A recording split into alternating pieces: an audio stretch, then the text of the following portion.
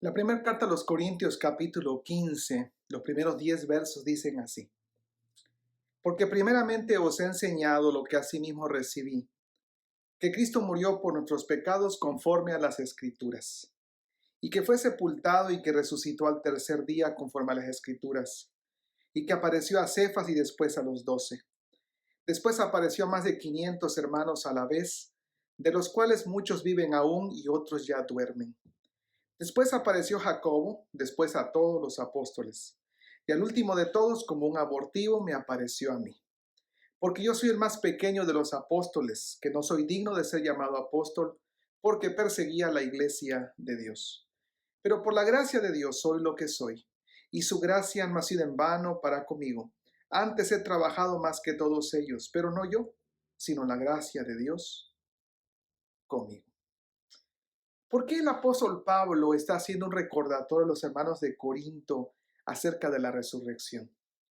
¿Qué acaso no se espera que en una iglesia donde hay creyentes, cada uno de ellos puedan estar no solamente convencidos, sino al mismo tiempo conocer esta cosa maravillosa, este evento magno de la cristiandad que es la resurrección?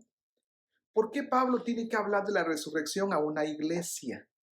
Bueno, escuche, lo que ocurre es que en Corinto había una idea que circulaba de que Cristo no solo no resucitó, tampoco murió, sino que Cristo en sí mismo era una especie de invento, de una historia inventada por esos cristianos, y en algún momento con la idea platónica de que Jesús era una especie de fantasma, pero nunca tuvo cuerpo y por lo tanto no pudo haber resucitado, no pudo haber muerto y ni pudo resucitar.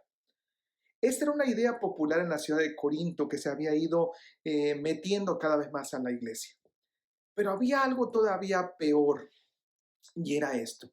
Esta idea de que lo sobrenatural, y esto es lo que creían las religiones paganas en la ciudad de Corinto, lo sobrenatural, lo espiritual, es algo que como ser humano se puede manipular. Es decir, yo puedo tener una creencia y voy y adoro a ese Dios o a esa deidad, le puedo ofrecer algún tipo de sacrificio, de liturgia, pero saliendo de ese espacio, de ese templo donde se adora a esa deidad, ya no tiene nada que ver conmigo. Mi religión, mi creencia es un asunto que ocurre solamente en un espacio y un lugar, y después de ello yo hago con mi vida lo que yo quiero. Esto es lo que estaba pasando también en la iglesia de Corinto.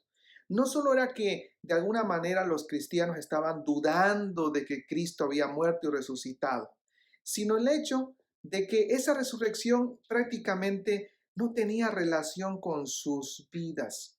Un cristiano promedio de Corinto diría: bueno, Cristo murió, resucitó, pero ¿qué tiene que ver conmigo? ¿Qué tiene que ver con mi vida cotidiana? ¿Acaso la resurrección tiene algún impacto en nuestra vida diaria? ¿No es solamente una verdad? ¿No es solo una historia? ¿No es solo una creencia? Y entonces Pablo tiene que decir esto, tiene que decir esto.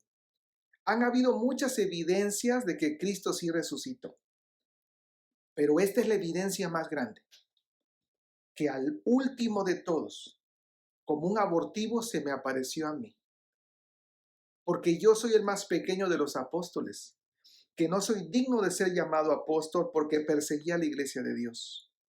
Pero por la gracia de Dios soy lo que soy. Y su gracia no ha sido en vano para conmigo. Antes he trabajado más que todos ellos, pero no yo, sino la gracia de Dios conmigo. ¿Sabes qué está diciendo Pablo? El apóstol Pablo dice: soy pecador, no merezco nada de Dios, lo reconozco. Soy el menor de los apóstoles, no estoy en condición de ser llamado apóstol. Yo perseguía a los cristianos, yo perseguía a la iglesia de Dios, no merezco nada de Dios. Pablo no había olvidado de dónde Dios lo había rescatado. Y con ello estaba recordando que a eso vino Jesús, a rescatar lo que se había perdido. Porque nosotros los seres humanos somos pecadores y por lo tanto no merecemos nada de Dios, nada. Pero la historia no termina ahí. La historia de redención en la Biblia dice que Cristo por eso vino, por eso murió en la cruz, para que Dios nos perdone, y por eso resucitó, para que esa gracia de Dios manifestada en Cristo Jesús llegara a nuestra vida y nuestra vida fuera transformada. Es lo que dice el verso 10, pero por la gracia de Dios soy lo que soy. En otras palabras, la muerte y resurrección de Jesús no es una mera idea, no es una doctrina, no es una historia inventada. No, la pregunta es, ¿y cómo sabemos que no es así? Y Pablo dice, porque yo soy la prueba más irrefutable. Siendo pecador, Cristo murió por mí y resucitó. Y ha cambiado mi vida. Y eso nadie lo puede negar. Ha cambiado mi vida. Su gracia, dice, no ha sido en vano, no ha sido vacía. Lo que ha hecho Cristo en la cruz, morir y resucitar, no ha sido en vano. Sí ha tenido un significado para mí. Y yo te lo puedo decir, dice Pablo. Dios en Cristo, por su muerte y resurrección, había traído tres grandes cambios en la vida de Pablo.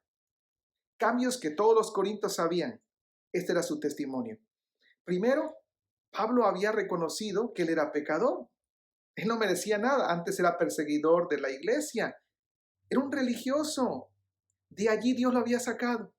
Segundo, Dios le había dado un cambio de propósito. De alguien que perseguía a los cristianos y trataba de aniquilarlos, ahora Pablo era un predicador del evangelio. Dios transformó esa vida de la religión judía a un apóstol de Cristo.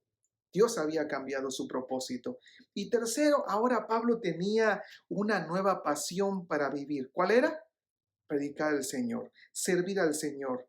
Antes que todos los demás, mucho más que todos los demás, Pablo lo hacía con más pasión. Su aire, su aliento de vida, antes era aniquilar cristianos, ahora su pasión es vivir para el Señor, por supuesto, sirviendo a los cristianos. La gracia de Jesús en la cruz y su resurrección lo habían transformado. Le hicieron reconocer en ese camino a Damasco en Hechos 9 que él era pecador. Le hicieron reconocer que estaba en el camino equivocado y Dios le dio un nuevo sentido de vida. Y claro, el Cristo resucitado que se lo encontró camino a Damasco lo transforma y ahora le da una nueva pasión para vivir. Ese era su testimonio. Pablo dice, la muerte y resurrección de Jesús no es una historia inventada, no es una fábula. No es un fantasma que vino a caminar entre nosotros, Él murió y sí resucitó. Y no solamente hay evidencias que se le presentó a muchas personas, pero la más grande evidencia es esta, me cambió a mí.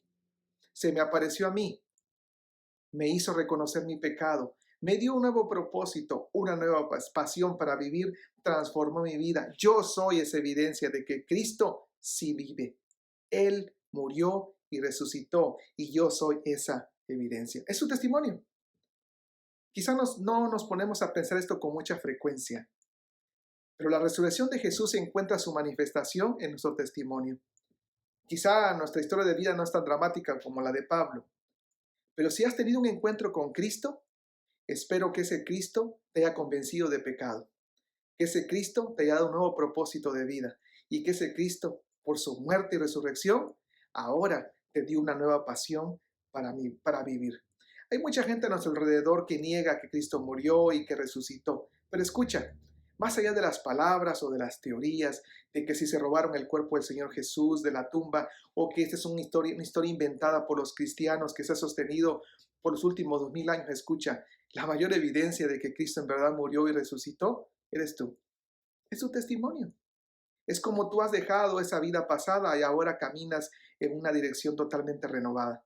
Es tu vida, tu testimonio, que ahora tienes un propósito para vivir, una pasión para vivir, que eres una nueva persona, que Dios en Cristo te ha transformado. Como dijo el apóstol Pablo a los Corintios en la segunda carta en el capítulo 3, tú y yo somos cartas abiertas, que algo Dios ha escrito en nuestros corazones y la gente nos lee. Somos cartas de Cristo, pero no escritas con tinta, sino con el Espíritu del Dios vivo, no en una tabla de piedra, sino en tablas de carne del corazón. La más grande evidencia de que Cristo en verdad murió y su muerte no fue en vano, y que Cristo resucitó en el poder de Dios levantando de entre los muertos, es que tú y yo tenemos una nueva vida, nuevo propósito, nueva pasión. Somos los cristianos la más grande evidencia de que Cristo realmente vive. Es lo que dijo el apóstol Pablo en esta segunda carta a los Corintios capítulo 5, verso 20. Somos embajadores en nombre de Cristo. Sí, del Cristo vivo. Como si Dios rogase por medio de nosotros. Le rogamos a la gente, reconcíliense con Dios. Eso fue lo que hemos experimentado. Nos hemos reconciliado con Dios. Sin merecerlo, he reconocido que Cristo murió por mis pecados.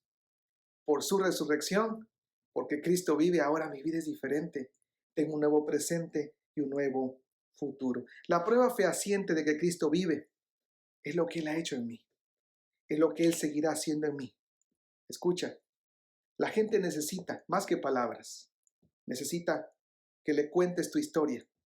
La historia de cómo Cristo te perdonó, te cambió, te dio una nueva dirección de vida y una nueva pasión para vivir. Esa, tu historia, cuéntaselo a los demás. Esta es mi historia y esta es la tuya. La resurrección es una maravillosa historia del poder sobrenatural de Dios, sí, pero la resurrección también describe mi historia, la historia que es posible porque Cristo resucitó para encontrar un nuevo camino, una nueva razón para vivir, una nueva pasión, una nueva vida. Esa historia, la de la resurrección, cuéntala, pero también cuenta la historia, la tuya, tu testimonio de cómo el Cristo resucitado ha venido a marcar una diferencia hoy y siempre.